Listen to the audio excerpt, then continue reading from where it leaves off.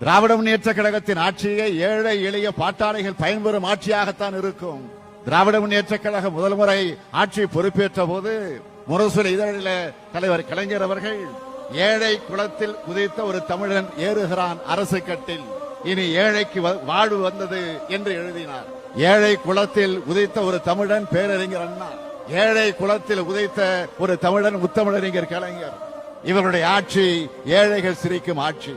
குடிசை மாற்று வாரியம், ஆதி திராவிடர் வீட்டு வசதி வாரியம், தொழுநோயாளிகள் இல்லம், பிச்சைக்கார மறுவாழ்வு மையங்கள், ஏழைகளுக்கு கண்ணொளி திட்டம், கைம்பெண்கள் மறுவாழ்வு நிதி, தரிசு நிலங்களை ஏழைகளுக்கு வழங்குதல், வேளாண் தொழிலாளர்களுக்கு நியாயமான கூலி வழங்க கணபதி பிள்ளை ஆணையம், நகர்ப்புற தொழிலாளர் ஊதியத்தை நிர்ணயம் செய்ய கார்த்திகேயன் ஆணையம், வேளாண் தொழிலாளர்கள் குடியிருந்த மனைகள் அவர்களுக்கே சொந்தமாக்கக்கூடிய வகையில குடியிருப்பு மனை சட்டம், கை ரிக்ஷாவை ஒழித்து சைக்கிள் ரிக்ஷா இலவசமாக வழங்கக்கூடிய ஒரு அற்புதமான திட்டம், ஊனமுற்றோர் நல்வாழ்வு திட்டமும் அவர்களுக்கான தொழிற்சாலைகள் அமைத்தது, மாற்றுத் திறனாளிகள் என்று அழைத்து அந்த சொல்லுக்கு சட்ட அங்கீகாரம் தந்தவர் கலைஞர்.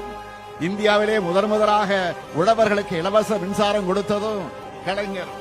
ஏழை நடுத்தர வகுப்பு மகளிருக்கு இலவச கல்வி வழங்கினார். ஏழை பெண்களுக்கு திருமண உதவி திட்டம் கொண்டு வந்தார். குடும்ப தலைவரை இழந்து தவிக்கக்கூடிய மகளிருக்கு உதவி திட்டம் கொண்டு வந்தார். மாணவருக்கு பேருந்திலே பயணம் செய்ய இலவச பஸ் பாஸ் வழங்கியது கலைஞர். அனைவருக்கு மருத்துவ காப்பீட்டு திட்டம் வழங்கியதும் கலைஞர். அமைப்பு சாரா தொழிலாளர் வாரியம் அமைத்தது கலைஞர்.